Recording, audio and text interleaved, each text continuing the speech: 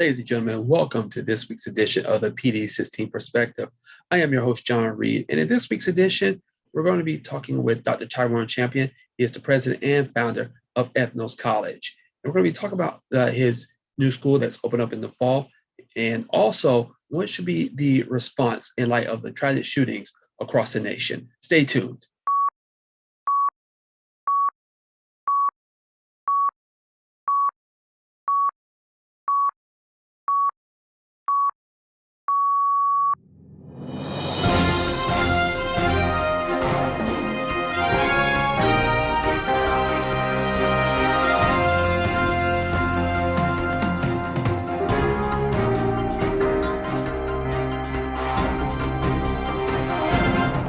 This week, we're going to be talking with Dr. Tyronne Champion.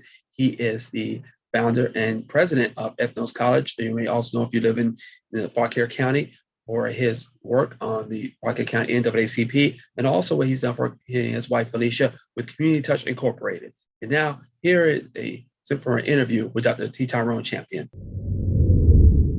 And welcome back, ladies and gentlemen. It gives me great honor and pleasure to introduce a man who needs no introduction, a man who has had such a profound impact, not just in Fauquier County, but throughout the world. And I'd like to introduce to you right now, Dr. Tyronne Champion, president and founder of Ethnos College, who's opening in the fall. Dr. Champion, thank you so much for joining us, sir. Thank you for having me today, Mr. Reid. And Dr. Champion, and I know we're going to be talking about the school and its opening in the fall, and some of the incredible work you've done with Community Touch Incorporated. Also, we'd be remiss if we didn't address the tragedies that took place in Uvalde, Texas. I know you have, your connections in Lone Star State and in Buffalo and Laguna Woods, California recently. And so, sir, can you just talk about what was your reaction when you heard about the tragedies that took place in Uvalde, Texas? Of course, like everybody else, I'm saddened with the loss of lives. Young children, 19 children and 2 adults. That's just tragic. And my personal opinion is we all know it. We're replaying the same record. It's the same situation, only a different state, a few months or 6 months or 8 months or a year later. And we need to address this tragedy. Lives are being lost. It could have been our children. And so my heart goes out to the families and to the parents and just to the state itself for these tragedies happening around our country.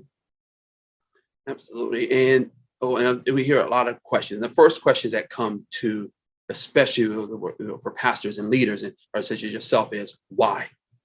Why do these things happen? And I've talked with so many teachers. I'm being a former educator myself, and just our heart breaks for those children and for those families and those communities, because it goes beyond just the immediate community, but so many. And being able to just address that, just how do you address those questions when people wonder when these tragedies happen, and how do we in the church respond to these situations?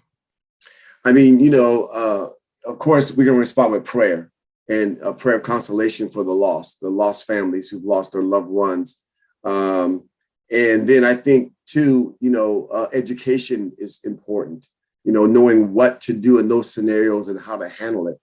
I think a third thing that we've mentioned it, but I don't think so much as we should in the church, is really the depth of mental health, right? Addressing those things with individuals that have these signs that we see and they're ignored in the church sometimes, not all the time, but I think it needs to be addressed a little bit more than what we do to prepare us.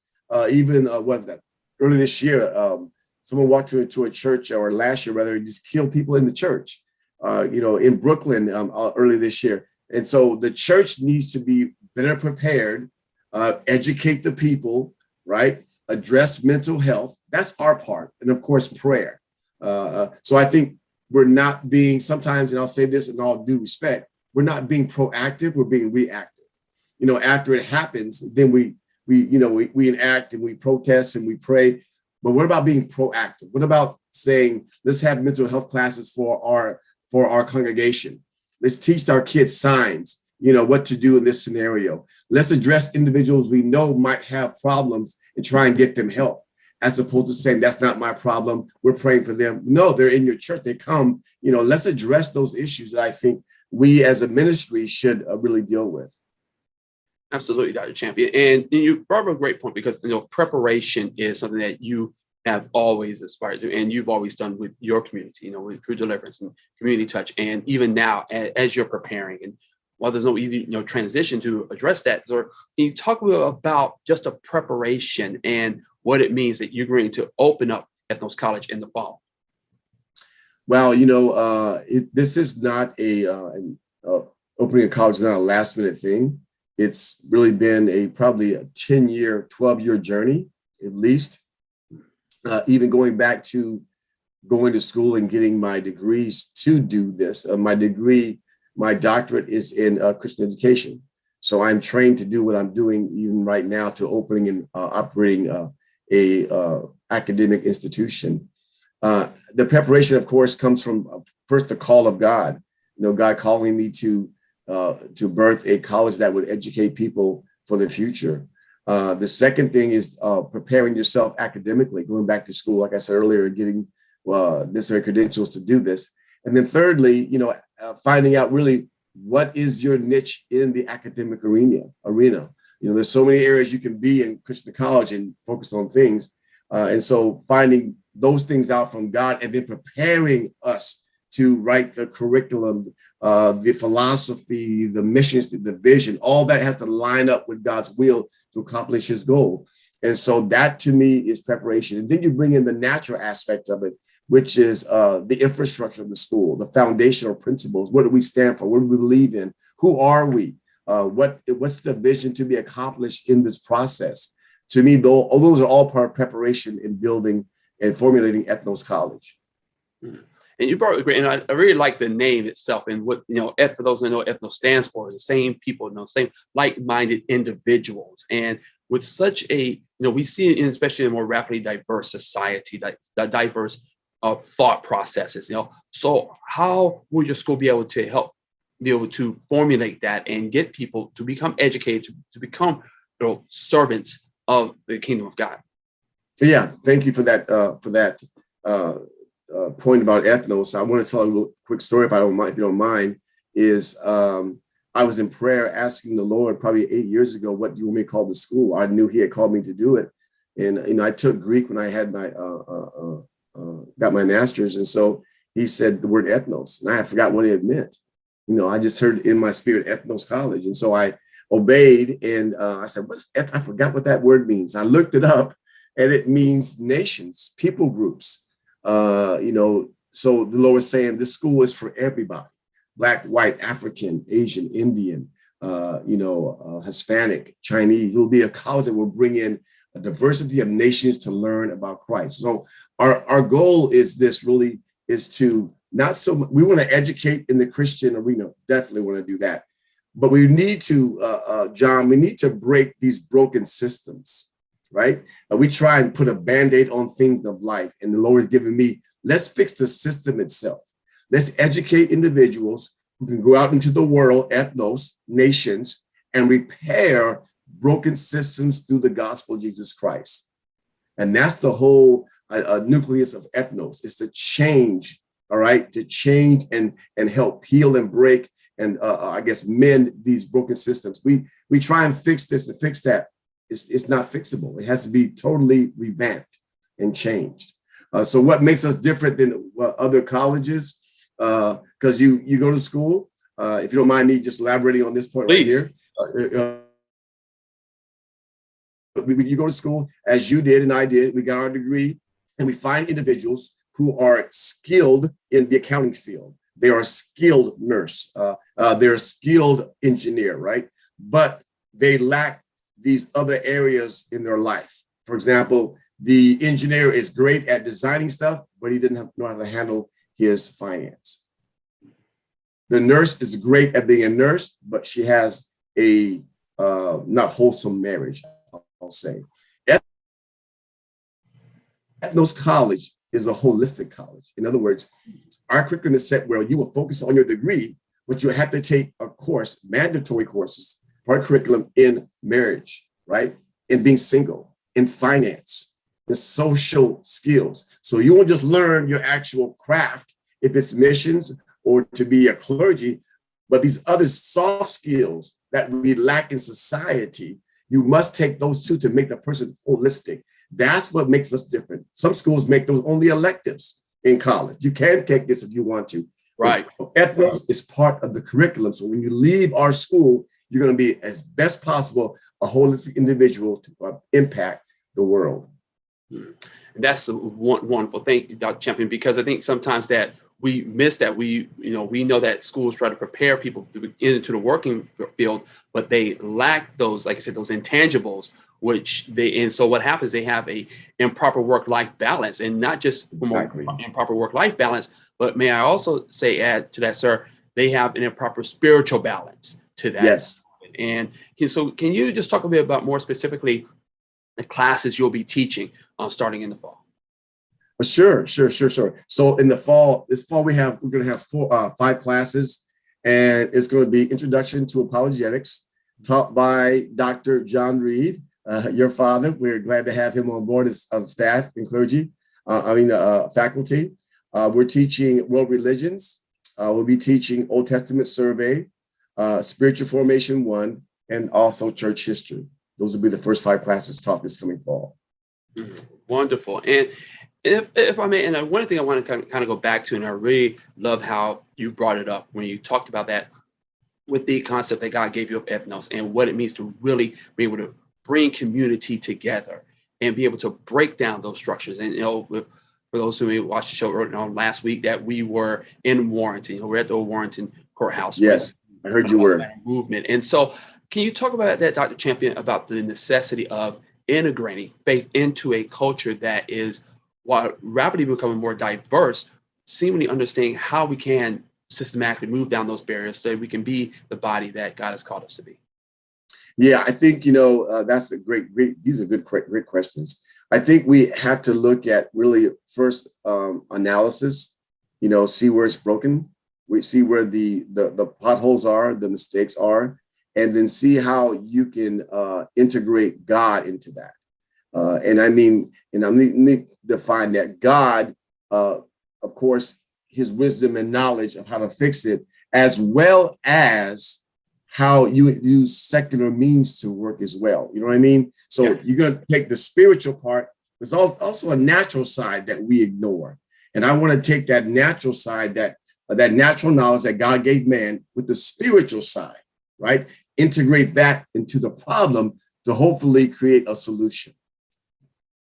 And creating solutions is something that you've always done through True Deliverance Ministries, of course, definitely would not be remiss if we discuss what you've also done through Community Touch Incorporated. And so can you just allude to that, sir, and just the impact it's had within the Parkett community? Yeah, that's a prime example of, my wife and I, we came from Alaska 25 years ago and began Community Touch. Community Touch, we have 40-bed homeless shelter, a food pantry. We have a clothing facility, household facility, have a thrift store in a shopping center. We also pay rents to individuals that are homeless or going to be homeless. And we also subsidize individuals for months if they need help with their rental assistance. So that's a prime example of taking, secular knowledge of knowing nonprofit work, of grant writing, of collaboration with other nonprofits, and the spiritual side, the compassion of Christ to help the less fortunate, and put that together to really meet the needs of society. And not just to say, here's food or here's a place to stay, but in our programs, you have to take a financial mentoring, right? You have to take a soft skills class on how to parent. You must save money with us in our program, because we don't want to give you food or a place to stay just for a season, but we need you to be self-sufficient when you leave our facility. And that is where I'm same analogies with ethnos, preparing you for a holistic lifestyle, not just a partial help or partial handout. And so if I may ask as well, Dr. Champion, how challenging was that, especially over the last 2 years as we were going through the global pandemic? Oh, wow. That was really tough. I mean, Financial wise, it was a windfall because people were giving finances to help the less fortunate. But we had county school teachers coming to the food pantry to get food. That's how bad it was. They couldn't work and they didn't have enough savings. And so they were calling me directly, say, hey, can I come get food? I teach, in my county and I can't afford anything. We had lines backed up from our food pantry all the way out to the parking lot to our road, lines of people coming to get food. Our pantry jumped in food distribution by 300%. By 300%, we jumped in food distribution. So yeah, it was really, financially speaking, we were getting a lot of finance to do that, but people were hurting. They needed food, they needed help and everything else. And being able to do that, like I said, being able to meet the natural needs and being able to pour into that is showing the example of what the church as a whole has always been, kind of been the epicenter. The local church has been the epicenter of the community. And so how you be able to continue to do that and, continue to educate is something that the community desperately needs. And so Dr. Champion is so honored, that you're coming and talk more about that. So I want to give you an opportunity, sir, if you may, just to plug the school or plug community touch or anything you like to. So how can people find out about it? How can you want to get people signed up for it? The World Religion Apologetics class. How do people find out about the school? Yeah. Well, first of all, Community Touch is this is our 20th year gala. Next month, June the 9th, in Fauquier Springs Country Club. Love for your support it, donation wise, or if you want to attend, please go to our website at communitytouchinc.org and get more information. And we're celebrating 20 years of just feeding people. I think we've fed over maybe 50,000 people over the years. We've housed maybe thousands of people through our outreach facility, in our shelters. The Lord has blessed us. In our Community Touch, we don't really force Christ on them. We offer these services that are needed. However, in the process, they find out they need spiritual help too. And initially, this is a great story I love to tell.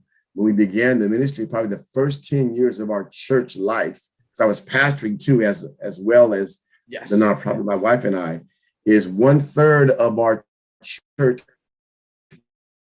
were people from our outreach programs. They had got help with food, help with shelter, and everything else, and then they received Christ. So it's just so powerful how God was saving them through, and I'll tell a quick story if you don't mind, real quickly, and I'll close out with Ethnos, I was upset with the Lord probably 7 years ago. I'm like, all right, well, Lord, why am I doing this outreach? And I came to start this church from Alaska, and you got me doing food pantry, a shelter, and I came to do the church. And I'm mad. I'm kind of upset with him because I'm giving all this time to the outreach, and I was pastoring too.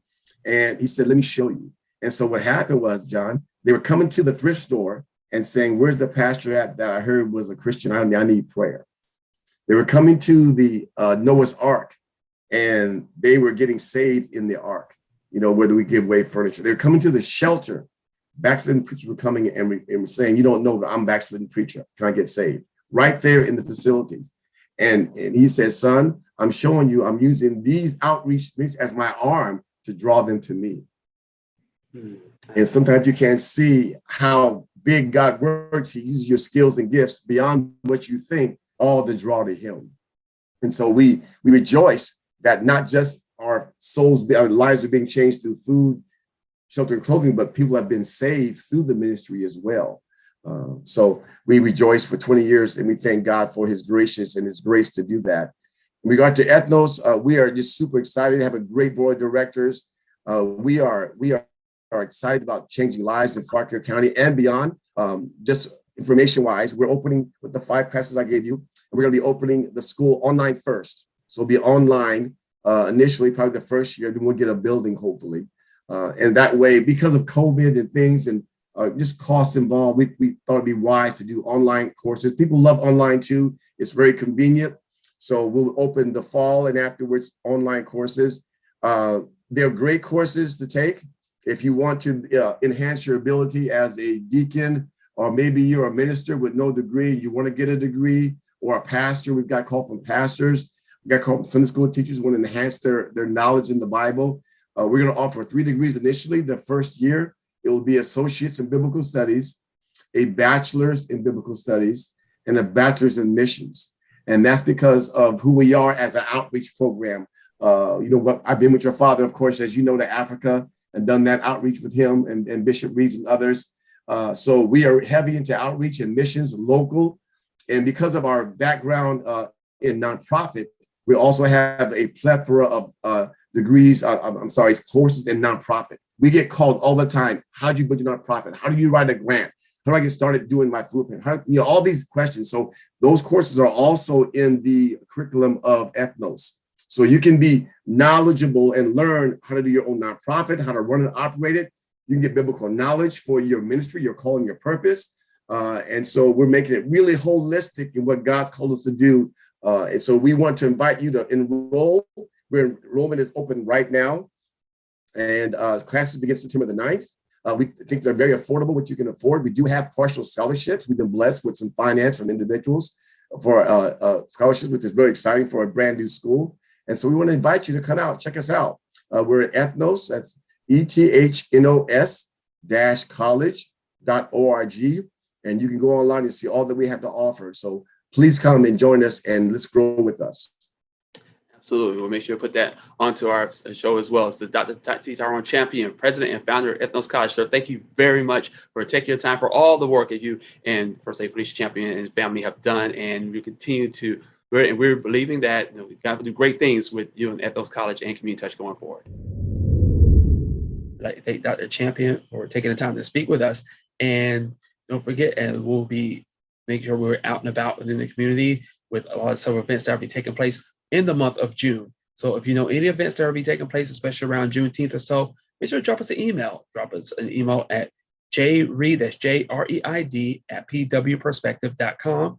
And also you can join our Facebook page. This show will be broadcast every Monday morning at 9:00 a.m.